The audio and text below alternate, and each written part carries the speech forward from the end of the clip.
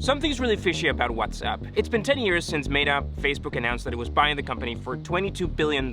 Is spending $19 billion to buy it. Why did you do it and what does it mean? And you would think that the reason behind this is obvious. More data to their algorithm, figuring out what you're discussing with your friends and serving you ads about it. And then there's the strategic value and what we can do together. But to this day, Meta swears that all texts in WhatsApp are end-to-end encrypted, that they don't use them for ads. So, is that true? I'm gonna get back to that, don't worry. According to Meta's public filings, WhatsApp made $382 million in 2023, mostly from their business messaging platform. So that's how WhatsApp makes money. End of video.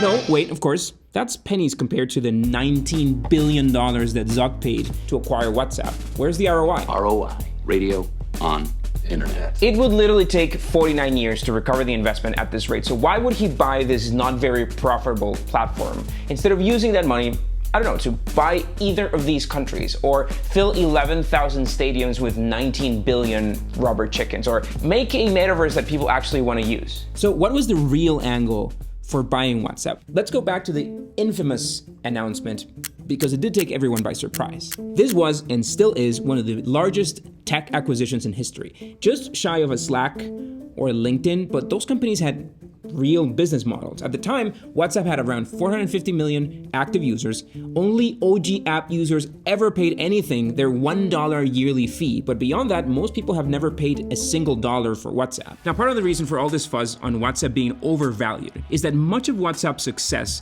their original product market fit, was mainly outside of the US, because America didn't really need a WhatsApp. Blurry photos, weird likes. You know, if your group has different phones, just use WhatsApp. You Americans have had decent unlimited SMS and MMS with all other 300 million Americans, but that wasn't a thing for the rest of the world. I'm Costa Rican, and when you hail from a smaller country, you have friends abroad, you travel outside the country, so you would need something back then, you would need something like Skype to be able to be in touch with your friends. Or in even larger countries like India, SMS kind of sucked back then. But this was solved in the States. So much so that the founder of WhatsApp didn't even build WhatsApp for texting. WhatsApp started in 2009, founded 5 years earlier by Jan Koum, a former Yahoo employee. Again, replacing SMS was not a problem that needed solving in the US, so Jan's idea was more of a status update platform. So you would post public updates to your friends, and you would only see your friends' updates, well, if you opened the app. So that thing wasn't doing great. By the way, it wasn't easy finding OG WhatsApp screenshots. This version only really ran for a few months and only for a handful of people. And it didn't do so well. Jan had enlisted his Russian friend Alex Fishman, and they were working with a freelancer called Igor Solomenikov. Sorry if I butcher your name, man. Mid-2009, Apple started allowing push notifications with, wait for it, iOS 3. So now you could get status updates even when you weren't using WhatsApp. And a handful of early users started posting updates that felt more like texts, and the company could read them because they were designed as public updates. And so the WhatsApp team figured that they'd chase that use case, ride the wave, and then they released the WhatsApp Messenger in August 2009. And it blew up. It quickly grew to 250,000 users, and people were loving it. And this is when Brian Acton joined, who was another Yahoo employee. And he convinced a few friends to invest as well, and as part of this deal, he got co-founder status. Wait, so why does he get to call himself a co-founder if he came in later with money? Kind of reminds me of another co-founder debacle we covered last week. Because WhatsApp was originally designed as a status update service, encryption was not a concern at this point. Before 2011, WhatsApp just used a verification text to activate your phone number and text other people. So if New York me wants to send something to Costa Rica me, I'm basically writing a message on a piece of paper that travels the internet. The server gets to the destination as a public message. People on the internet can see it, the router can see it, and WhatsApp's server can definitely see it. So in this version of WhatsApp, any texts you exchange were readable by the owner of the company, by the servers, right? The servers could see the text, and they could have potentially used that to target ads. Also in 2011, this company called WhatsApp Hack discovered an exploit that would allow them to intercept the verification SMS that you send to activate a new device, and potentially use that to hack into your account and read your texts. So WhatsApp figured they needed to do something about it, and that something was encryption. But to understand encryption, we need an explainer time. Their first attempt at encryption was to create an encrypted connection with the server so that the message would travel encrypted through the internet. And the problem with this was that many people figured out how to hijack accounts hackers or often security researchers. And more crucially to our story, the message in WhatsApp servers could have been visible because the server had the key to see it, which means that the message in Facebook servers after the acquisition could also be visible. Senator, we run ads. I'm oversimplifying here, but bear with me. The point is that even before the acquisition, WhatsApp had gotten too popular too quickly, and governments had started to raise flags against using WhatsApp because of these security issues. So they had to do something about it. And so end-to-end encryption became the only solution. But before I talk about that, I should talk about Freshsales, the AI-powered CRM product from Freshworks, and the sponsor for today's video. Freshsales is a super easy-to-use sales product that can get your team started from day one without any training. With built-in email, phone, chat, SMS, and of course WhatsApp support, salespeople can connect with their prospects right from the CRM and engage with context of what has been said before. It lets you automate that boring, repetitive task and set up automated sequences so prospects are engaged without any additional manual work. Sales teams can manage their deals across stages, they can send signed contracts and track quotas to ensure their numbers are always on the rise. And with the Freshsales mobile app, they can stay connected even when they're on the go. What's more, Freshsales is powered by Freddy AI, which is this AI-powered assistant that helps sales teams identify high-intent leads and craft personalized emails to boost conversions. Freddy also spotlights promising deals and recommends actions so you're always a step ahead. If you're a startup looking for a new CRM or simply to move away from your current setup, you should check them out. Their basic plan starts at just $9. Okay, so in end-to-end encryption, I have created a key. This is called a private key. It's a much longer number than this one, but the point is, it's completely secret. Nobody should know what this is. I then create 2 public keys and send them over the internet.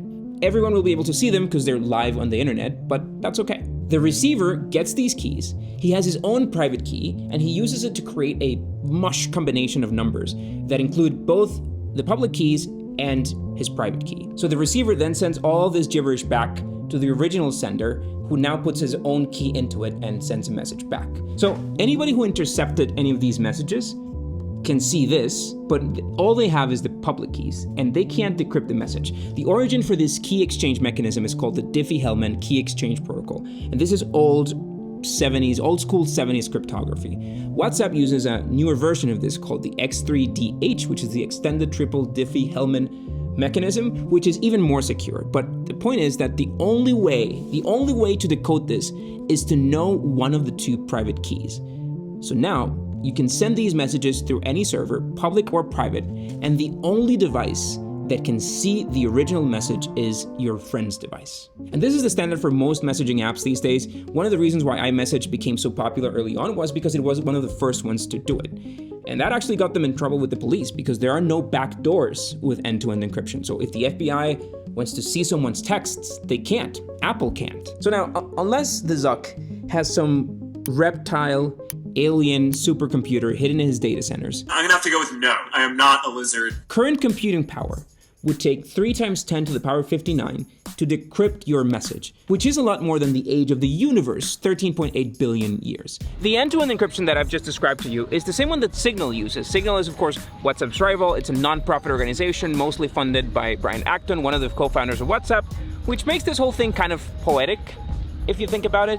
But that is really the last happy note in this video, because Facebook has done everything it can to mine as much data as it can from WhatsApp, and it has kind of succeeded at that. Privacy-focused messaging platform has to be encrypted. By all accounts, things were pretty rushed when the acquisition was negotiated. Facebook was desperate to buy WhatsApp, in part because the founders had also visited Google in Mountain View around that time, and they were worried that Google might beat them to the acquisition. And that's in part what prompted the crazy number and some flexibility in the negotiations. If we can do a pretty good job of helping WhatsApp to grow, that this is just going to be a huge business. Because as part of the sale, WhatsApp founders agreed to a few things with Mark.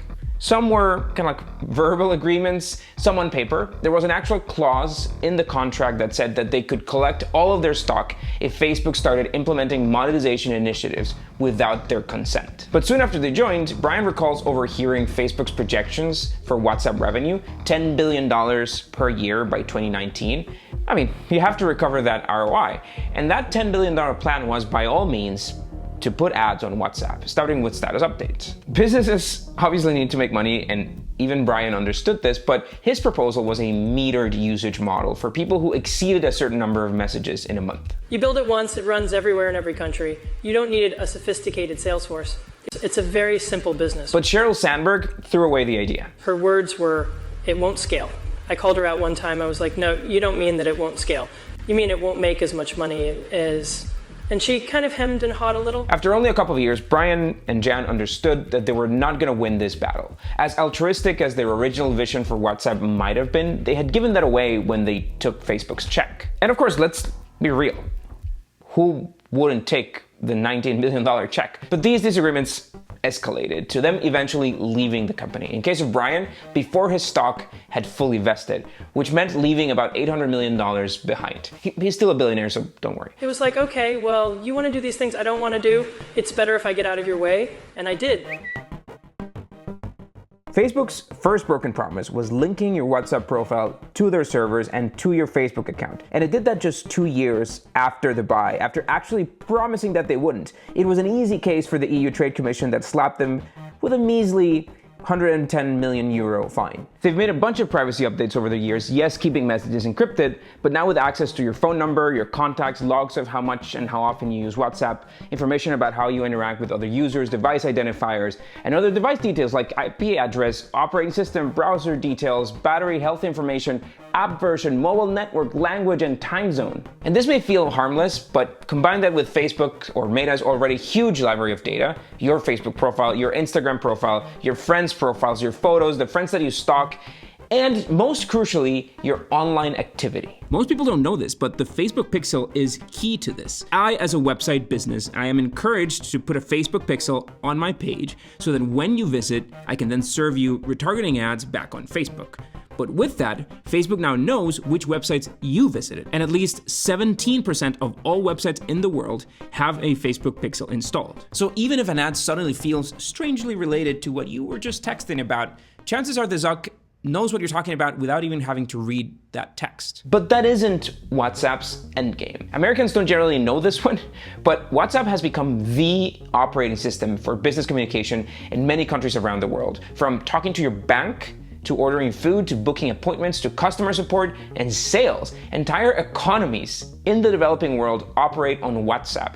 Genuinely and honestly, quite sadly, even governments. For large businesses, online shopping has moved, well, online. For a large department store, the way to maximize sales beyond the physical location is to build an e-commerce platform, hire a shipping company, establish call center, chat support, and all the stuff that you need with a decent e-commerce. But for a small mom and pop shop, the way to talk to their customers is WhatsApp. They have no budget for websites or fancy chat support tools. They operate not only on what they know how to use, but also on where their customers are and where it's easier for them to get in touch. And in part because of the ease of use for customers, larger and larger companies have now moved to WhatsApp, from banks to car dealerships. As a business, you can even set up your own Facebook and Instagram ads from your WhatsApp profile, unlocking this batch of millions of advertisers who are probably not very experienced at maintaining paid advertising campaigns on the usual platforms, and they're probably gonna overspend. You also have WhatsApp Shops and WhatsApp Payments, which does require some information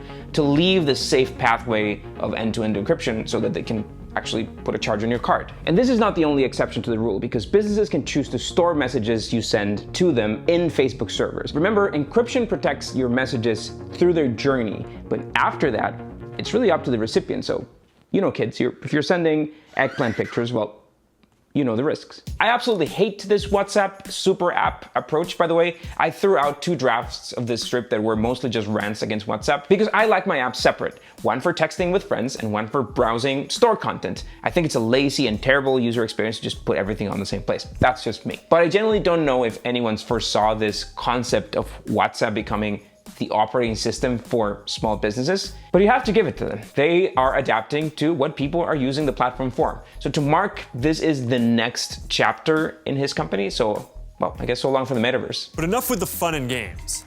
It's time for everyone's favorite, work.